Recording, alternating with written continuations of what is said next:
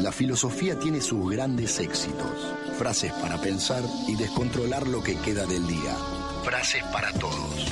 Filosofía innombrable. ¿Y sabías que la historia la escriben los ganadores? ¿En serio? Creí que la escribían los perdedores. Bueno, Homero, tremendo, ¿no? ¿Qué te podemos decir? ¿Cómo nos hace pensar ese humor de Homero? El domingo estuvimos presentando en Tecnópolis. ¿No fueron a Tecnópolis todavía? Hay que ir a Tecnópolis, llevar a los chicos, es una experiencia fabulosa. Estamos ahí presentando con el amigo Diego Golombek, un biólogo, un espectáculo llamado Versus, la batalla del conocimiento. Y con mucho humor, ¿no? Y a esto me refería. El humor tiene, como la filosofía, la capacidad de interrumpir por ahí esa racionalidad utilitaria y lanzarnos a otras perspectivas de las cosas. Y creo que una de las grandes éxitos, por decirlo así, de los Simpson es que su interpelación a la realidad no deja de ser crítica y sin embargo está hecha con ese humor, con ese cinismo sano, ¿no? Que golpea y nos desacomoda en aquello en donde estamos seguros. La frase dice, la historia la escriben los que ganan. Es una frase, como les decía, que no es literal. Tiene como muchos elementos, ¿no? Si uno se remite a su corolario, que también está unido, ¿no? Porque cuando uno dice la historia la escriben los que ganan, automáticamente tarareamos, eso quiere decir que hay otra historia. O sea, que si la historia la escriben los que ganan, como decía Homero Simpson, están también los derrotados, los perdedores. Y los perdedores que no entran en la historia, o entran como perdedores, o hay una otra historia que entonces no está escrita, no está contada y que sin embargo existe. Si seguimos tarareando, la cosa se pone peor, porque dice, la historia la escriben los que ganan, eso quiere decir que hay otra historia, la verdadera historia. Y acá tenemos un problema, que es la relación de la historia con la verdad. Un problema grave, ¿eh? Cuando digo grave y hablo de gravedad filosófica, no estoy diciendo grave a nivel personal, ¿no? De esa gravedad que, o sea, hablo de una gravedad en la problematización de la cuestión. O sea, que no tiene una resolución fácil, intensa, grave en ese sentido. O sea, es difícil realmente poder generar una relación tan lineal entre la historia y la verdad. Lo vamos a trabajar ahora en el segundo bloque. Pero, digamos, es uno de los problemas más complejos de resolver. Porque lo que pasó de verdad, si se me permite el uso más cotidiano de la palabra, pero todo acceso que querramos generar con aquello que pasó, no lo hacemos desde el momento en que sucedió, sino desde el presente. Y la distancia genera intermediaciones, genera subjetividad, genera interpretación. No es tan simple ir hacia el pasado que ya no existe, aunque pasó, y poder alcanzar en él una verdad en un 100% de transparencia. Sobre todo porque seguramente muchos de nosotros descreemos de la categoría de verdad como transparencia. Y cuando hablamos de la verdad, nos sentimos absolutamente habilitados a cuestionar hasta qué punto es posible un acceso 100% objetivo a la misma. Pero con la historia duele. Y esto es un tema clave, que la historia tiene que ver con algo más profundo que aquello que la verdad nos puede traer en su racionalidad. Duele, nos hace, nos constituye. Tenemos, si quieren, una relación más emocional. Y entonces la cuestión misma de la verdad se nos disipa o se nos resignifica o nos exige otro tipo de abordajes. Y voy cerrando este bloque con otra de las cuestiones que aparece en esta frase. La historia la escriben los que ganan. Ya vamos a hablar de quiénes son los que ganan. Ahora me quiero detener 10 segundos en el verbo escribir, porque lo que pasó, pasó y ya no está. Lo que quedan son palabras. La historia es siempre una historia que se escribe desde el presente, pero se escribe. Están las fuentes, están los testimonios, está en la resignificación e interpretación que hacemos de ella. Está en las palabras. Bueno, explotó acá el Twitter, explotó hablando sobre el alma. El Twitter, algo así como el alma de nuestros tiempos, nos mandan algunos, bueno, puede ser. Karen Krenz nos dice, siguiendo con Springfield, ¿no? Citando ahí a Homero, según el filósofo Milhouse, el alma de hecho se quiere escapar cuando estornudás, dice él.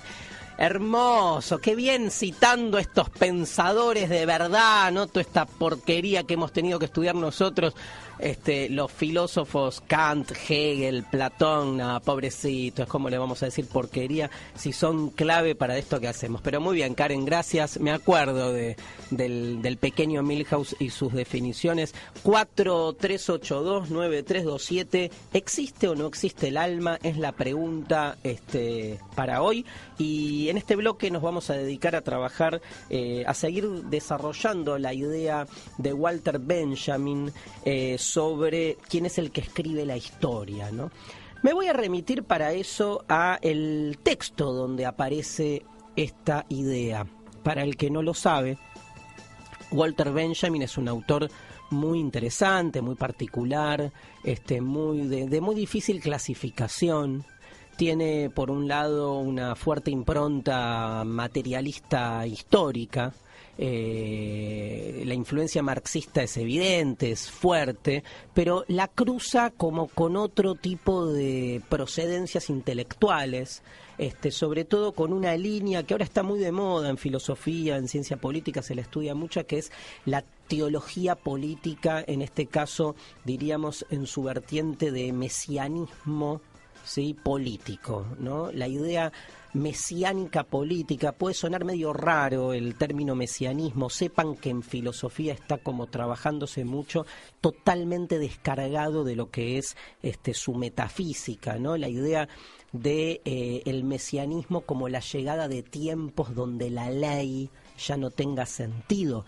Benjamin es un autor muy crítico del lugar de la ley en nuestras sociedades, una ley que se presenta como ordenadora y según él es básicamente la que instaura la violencia en las sociedades en las que vivimos. Entonces es muy crítico del derecho positivo, del origen incluso del derecho, que para Benjamin está directamente ligado con un acto de violencia originaria.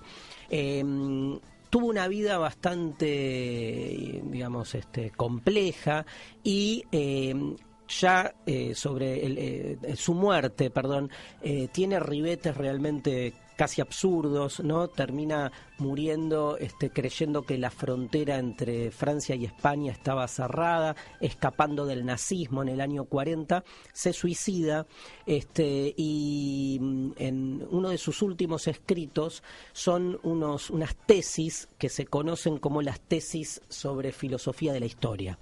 Esas tesis de filosofía de la historia es algo que ustedes pueden buscar en internet. Ponen Walter Benjamin,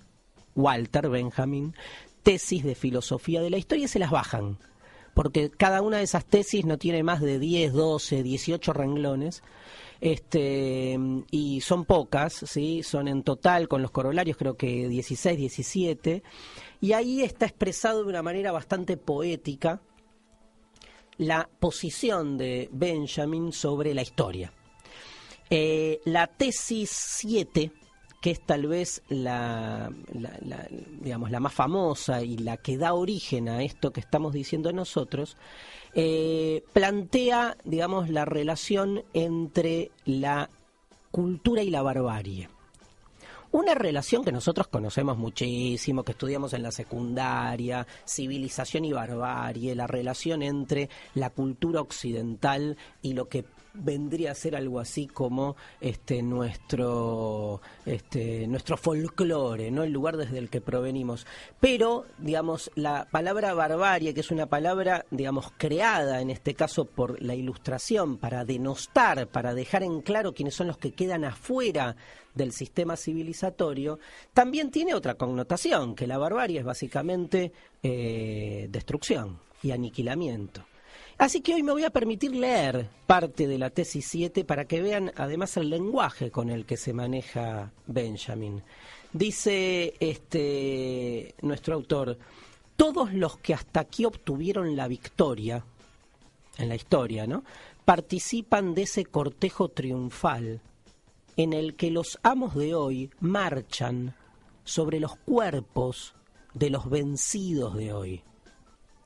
A ese cortejo triunfal, como fue siempre la costumbre, pertenece también el botín, lo que se define como bienes culturales.